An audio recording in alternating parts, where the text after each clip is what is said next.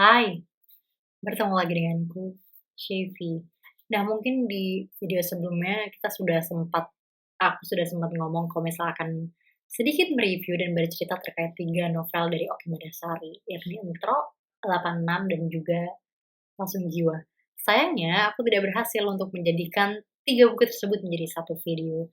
Akhirnya, di video yang kedua kali ini, kita akan mencoba bercerita membahas atau juga sedikit mereview novel yang ini, 86. Nah, 8. Nah, sebenarnya kalau misal teman-teman ingat yang terkait dengan novel yang kemarin, cover-nya juga hampir sama kayak gini, nuansanya kayak gini, bahkan pemilihan font-nya juga kayak gini. Nah, si 86 ini aku baca setelah aku membaca Entrok. Dan pada saat itu aku sih menaruh sebuah ekspektasi yang tinggi terhadap novel selanjutnya yang akan aku baca. Karena aku merasa Entrok ini bagus dan luar biasa. Karena kenapa? Kayak aku tuh selama kuliah vakum gitu membaca novel. Jadi aku tuh cukup rajin membaca novel mulai dari SD sampai SMA, tapi pas kuliah kayak bener-bener yang stop gitu. Seingat aku lupa aku membaca novel atau enggak, tapi lebih ke pembacaan-bacaan yang self improvement gitu-gitu dan bukan novel. Terakhir novel yang aku baca sepertinya kalau bukan karya Dewi Lestari, mungkin karyanya Terelia ya.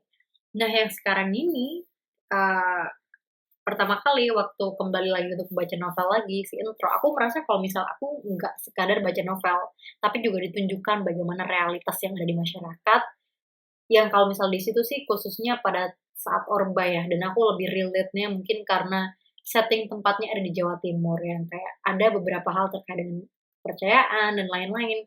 Itu mungkin menjadikan aku cukup, menarik ya, dan kayak pas aja ketika dibaca. Nah, si novel 6 ini aku tidak merasakan satu hal yang sama dengan Introk. Jujur karena mungkin ekspektasiku terlalu tinggi, jadi 86 menurutku tidak lebih baik dari Introk, menurut aku pribadi. Tapi mungkin teman-teman memiliki preferensi yang lain, BTW jatuh ke mata, tapi nanti kita ambil. Nah, sebagaimana judulnya, 86 ini emang artinya kayak, oke, setiap apa yang dikasih atasan, oke, tanpa akhirnya kita sadar juga sebenarnya konsekuensinya apa gitu, dan ini mungkin banyak terjadi, ya mungkin sekarang juga terjadi, tapi mungkin pada masa Orba itu banyak sekali terjadi sih. Nah, si novel 86 ini halamannya tidak tebal, hampir sama dengan novel Entro, dia detailnya ada 252 halaman, dan di tiap-tiap babnya bukan yang kayak judul gitu, jadi biasanya kan ada novel yang bakal dikasih judul di tiap-tiap subbabnya. Kalau dia ini enggak, dia hanya misal kayak angka 1 sampai dengan sekian gitu. Jadi kayak 1, udah gitu, selanjutnya 2 dan lain sebagainya. Nah, yang satu hal yang ada yang menarik dan akan membantu imajinasi kita dalam membaca novel ini adalah keberadaan peta ini. Semoga kelihatan. Jadi peta ini menggambarkan bagaimana lokasi-lokasi di Jakarta. Spesifiknya kalau di sini ada gedung KPK lama, lalu juga ada Monas, lalu juga ada Blok M, Mampang, sampai dengan Pengadilan Negeri Jakarta Selatan, juga Rutan Pondok Bambu gitu. Nah, ini akan membantu banget cerita ini untuk diimajinasikan karena memang akan menceritakan beberapa hal, setting tempatnya ada di beberapa tempat ini. Jadi, buku ini sebenarnya kalau misal dibilang mudah dipahami sih. Dan menurutku ini juga sentilan yang cukup baik untuk orang-orang yang mungkin, berada di lingkungan korupsi kolusi, dan nepotisme, khususnya mungkin korupsi. Nah, ini teman-teman, novel ini juga sebenarnya pernah menjadi juara ini. Nah, ini kelihatan di sini. Novel ini juga secara spesifik sih, novel ini ada satu tokoh yang menjadi tokoh utama. Jadi kalau misal di yang kemarin, di Intro itu ada 2 tokoh utama dan di tiap-tiap babnya itu mereka kayak menceritakan dari sudut pandang Marni, juga Rahayu, begitu pula di Pasung Jiwa. Tapi kalau di sini tokohnya itu hanya ada satu, tokohnya adalah namanya Arimbi, seorang perempuan yang sebenarnya polos dan juga lugu, yang dia berasal dari desa, dia kuliah di salah satu kota di Jawa Tengah, lalu akhirnya dia daftar PNS dan keterimalah dia di Jakarta, tepatnya di Pengadilan Negeri Jakarta Selatan. Makanya tadi di sini petanya ada kan gambar dari Pengadilan Negeri Jakarta Selatan. Nah, ini this one. Oke. Nah, dia kerja di situ sebagai panitera pengganti. Nah, 2 tahun kerja di Pengadilan Negeri Jakarta Selatan, Arimbi tetap polos dan juga tetap lugu. Dia tidak mengenal terkait dengan bagaimana orang mungkin memberikan ceperan ke dia, uang ke dia, atau apapun itu. Bahkan kayak orang-orang di desa, ada salah satu kepala desa, aku agak lupa antara kepala desa atau orang yang memang memiliki jabatan di desa gitu, dia minta tolong Arimbi untuk dimasukkan anaknya itu sebagai, salah satu pegawai negeri sipil. Arimbi kayak, ini bener-bener yang kayak, "Hah? Apa sih?" Kayak, "Itu aku nggak tahu masalah kayak gitu-gitu," gitu ya. Itu pas 2 tahun pertama. Nah, barulah pada saat itu setelah 2 tahun itu, ada satu kasus yang Arimbi juga berperan sebagai juru ketiknya, dan tiba-tiba setelah kasus itu selesai dan ada satu pihak yang menang, ternyata kontrakan Arimbi ini didatangi dengan seseorang dan dia memberi AC air conditioner. Kayak akhirnya dia diberi AC dan kayak Arimbi sebenarnya kayak masih bertanya-tanya dan belum masuk ke dalam lubang itu. Jadi kayak akhirnya Arimbi kayak, "Oh apa?" Tapi kayak dia bingung tapi kayak, "Ah ya udahlah," akhirnya dia diterima itu dan dia tidak menceritakan itu kepada siapapun gitu. Sampai pada akhirnya beberapa bulan kemudian dia mencoba menceritakan ke salah satu temannya namanya Nisa. Nisa bukan ya? Nanti coba kita cek kalau misalnya teman-teman mau baca. Nah, Nisa ini akhirnya diceritain sama Arimbi, kayak sebenarnya Nisa kayak, "Kamu baru tahu?" Gitu kan. Karena ternyata seperti itu culture yang ada di Pengadilan Negeri Jakarta Selatan pada saat itu. Jadi kayak bahkan sesimpel ketika putusan itu diketik gitu ya, diketik oleh, panitera pengganti itu, siapa yang lebih dulu itu juga berdasarkan uang yang diberikan. Jadi ternyata seperti itu gitu dan setahu Arimbi, Arimbi mengetik hanya apa yang diperintahkan oleh atasannya.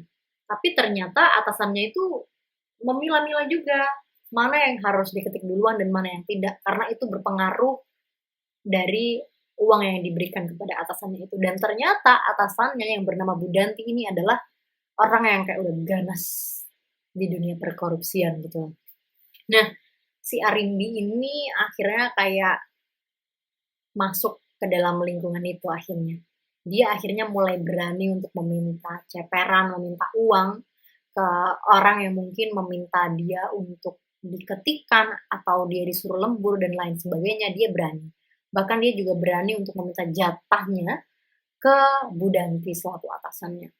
Nah, long story short, ini mungkin yang akan membalikkan kisah itu adalah membalikkan bukan dalam artian Arimbi kembali tidak di dalam lingkungan itu ya, tapi kayak malah lebih dari itu.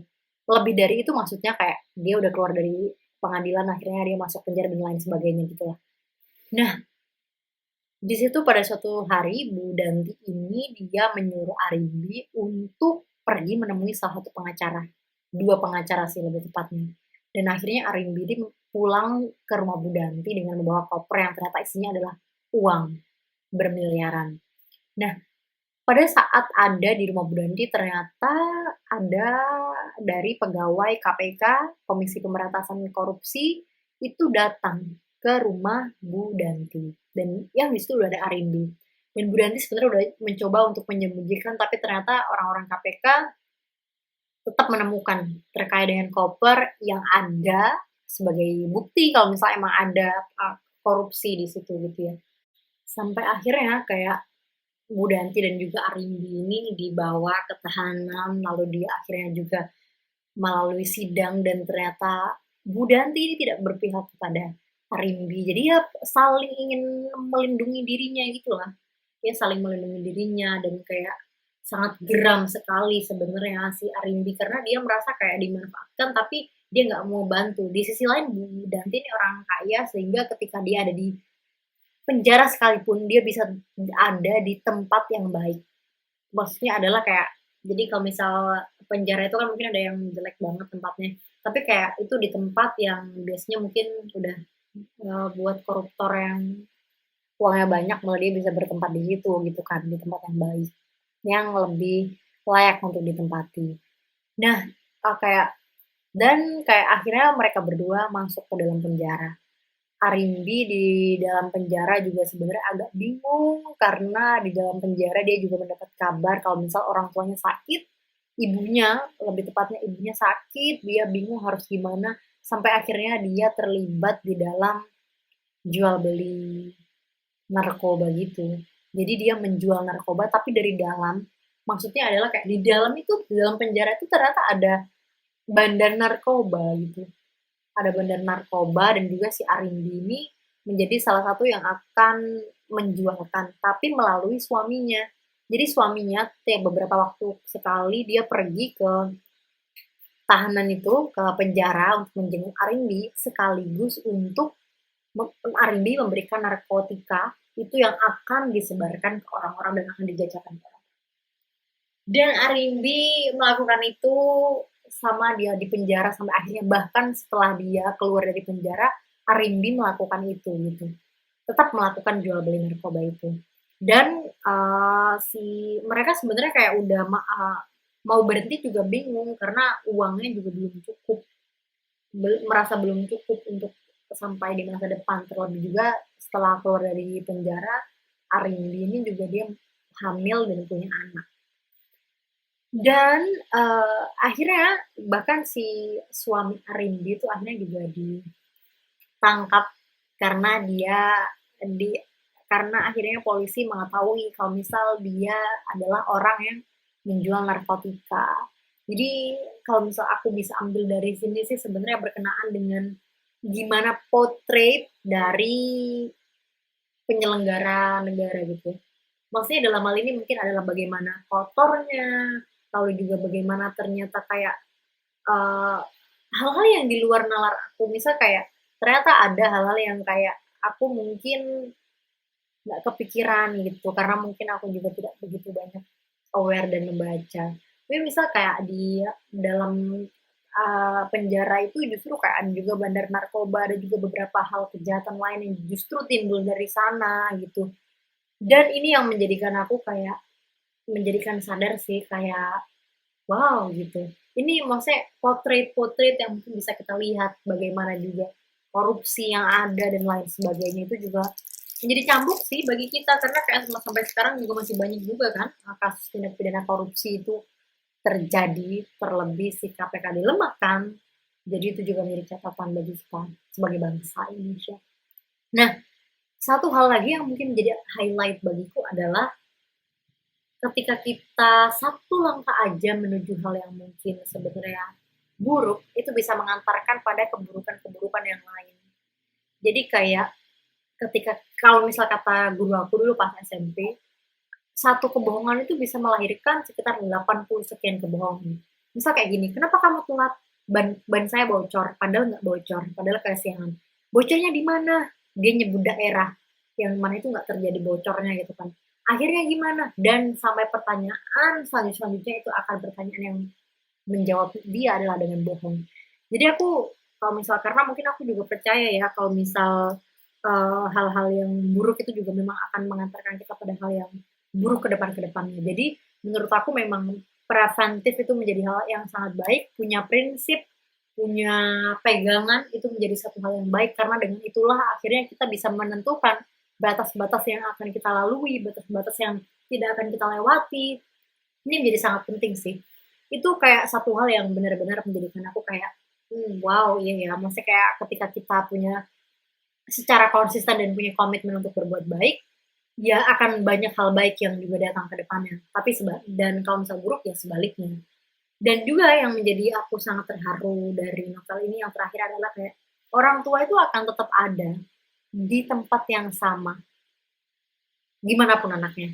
Dia akan tetap menunggu, dia akan tetap berdoa yang terbaik, dia akan tetap bangga dengan bagaimanapun anaknya. Dan itulah menjadikan aku kayak harus lebih menghargai mungkin ya, bukan hanya orang tua, tapi bagaimana orang-orang yang senantiasa ada untuk mensupport kita, always ada untuk kita, itu menjadikan aku kayak, oh iya, nanti kayak kita memang tetap harus menghargai orang-orang yang juga menghargai kita dan mensupport kita.